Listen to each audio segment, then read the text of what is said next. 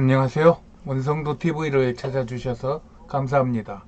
오늘은 섭리의 수레바퀴 60번째 예수님의 부활 후의 행적에 대한 말씀을 드려보겠습니다. 나는 앞에서 마가, 누가복음은 마태복음과 그 궤를 같이 하는 공관복음으로 마태복음에 없는 부분을 마태복음이 끝난 다음에 따로 다루겠다고 말한 바가 있어요. 그런데 그동안 마태복음을 하면서 느낀 것은 그것이 큰 의미가 없겠다는 얘기입니다. 왜냐하면 이 글에서 마태복음의 순서에 따라 이어오면서 다시 한번 느낀 것은 복음서는 정리하는 것이 아니라 말씀을 읽는 것이구나 하는 생각이 더욱 뚜렷해졌기 때문입니다. 그래서 나의 이 글들도 다만 말씀 독서를 위한 이정표 정도이므로 독자분들께서는 잠시 참고만 하시고 성경 읽기에 더욱 힘을 쓰신다면 여러분들에게 각자에게 주어지는 하나님의 은혜를 받게 될 것이고 그것을 스스로 정리하게 될 것이라는 생각입니다. 그리하여 마가, 누가복음은 각자의 독서의 몫으로 돌려드리고 바로 예수님 부활 후의 사건들을 알아보겠습니다. 예수님은 우리 모두의 죄를 십자가에서 담당하시고 돌아가셨어요. 또 부활하셨어요. 예수님께서 장사한 지 사흘 만에 막달라 마리아와 다른 마리아가 예수님 무덤을 찾았을 때 천사가 여자들에게 너희는 십자가에 못 박히신 예수를 찾으나 그는 그의 말씀하시던 대로 벌써 살아나셨느니라며 예수님의 부활의 첫 소식을 전했어요.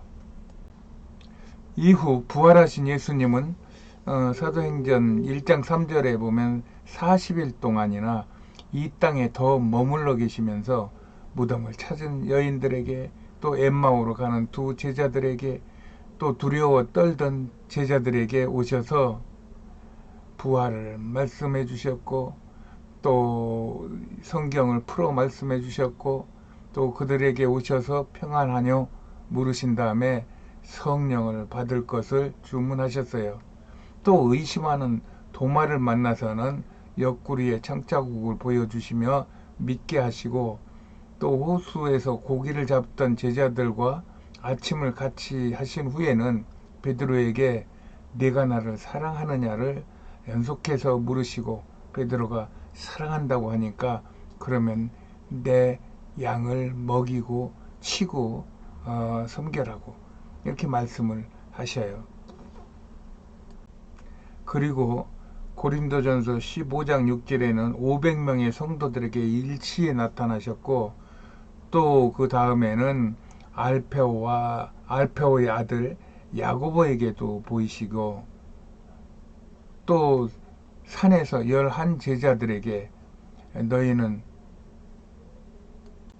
모든 민족에 가서 아버지와 아들과 성령의 이름으로 세례를 주고 내가 분부한 모든 것을 가르쳐 지키게 하라시면서 위임을 하시고 그리고 누가복음 24장 50절에 보면 베다니에서 승천하시는 장면이 사도행전 1장 11절에 나옵니다. 이렇게 예수님은 살아계실 때나 또 부활하신 후에도 오직 하나님의 나라의 전파에 힘을 쓰셨습니다. 그리고 이것은 결국 성경 구약의 곳곳에서 예언한 하나님 아버지의 구원의 섭리를 이루신 것이에요. 이렇게 예수님은 예언의 완결자로서 온 땅에 하나님의 나라와 그를 위하여 회개와 또 예수 그리스도를 믿을 것을 선포하셨습니다. 이렇게 예수님은 예언의 완결자로서 신약의 그리스도인들 또 예수 그리스도의 가르침에 순종하는 것이 예언을 이루는 가장 안전하고 확실한 그리스도인의 삶이요 사명인 것입니다. 또 예수님은 부활하신 후 이렇게 많은 사람들을 만나며 한결같이 하신 말씀이 있어요. 그것이 바로 평안입니다. 너희가 평안하뇨? 너희가 평안하뇨? 이렇게 계속하여 묻습니다. 이런 것을 보며 예수님이 가장 원하시는 것은 하나님의 자녀들의 평안이었음을 알 수 있어요. 역설적으로 예수님은 이 하나님의 자녀들의 평안을 위하여 죽으셨다고 말할 수 있어요. 우리 그리스도인들의 이 세상에 만나는 모든 사건들과 삶 속에서 이 예수님이 말씀하신 평안이 없다면 참으로 그것은 고단한 삶을 살게 되는 것입니다. 이 예수님의 평안이 무엇인지를 깊이 받아들인 사도 바울도 그것을 알았어요. 그래서 그는 성도들에게 편지를 쓸 때마다 항상 평안을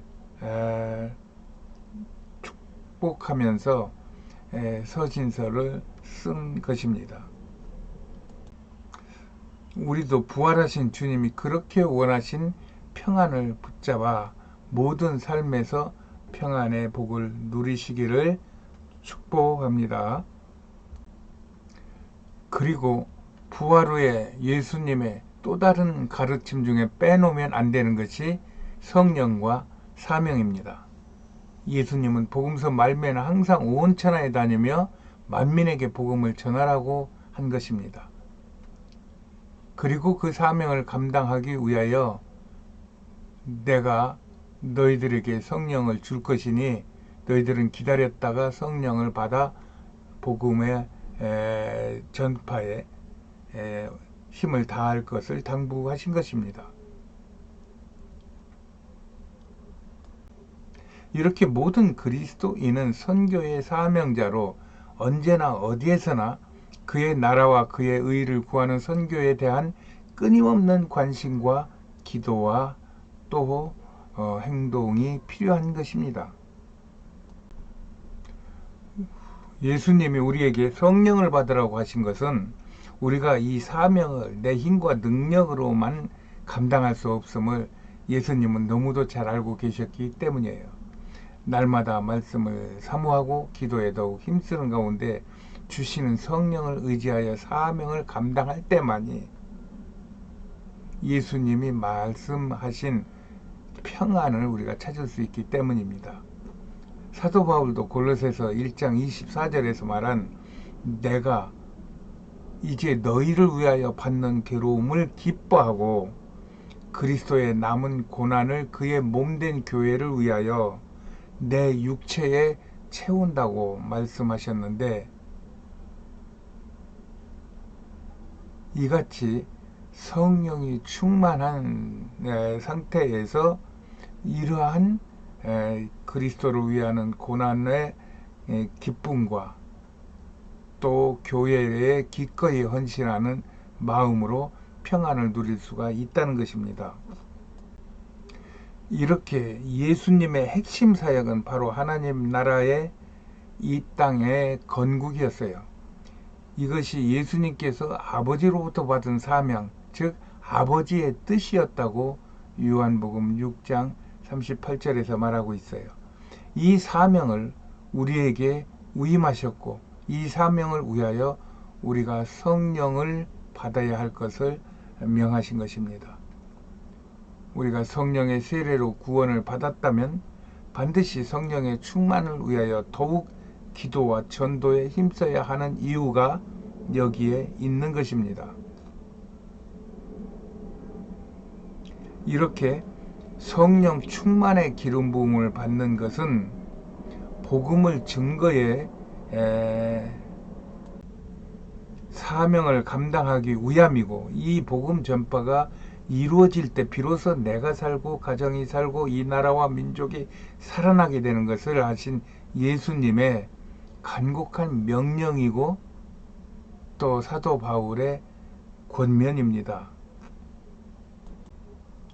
이 성령을 충만하게 받는 사건이 오순절날 이루어졌는데 이 말씀은 다음번에 드리겠습니다. 오늘은 여기까지 하겠습니다. 안녕히 계세요.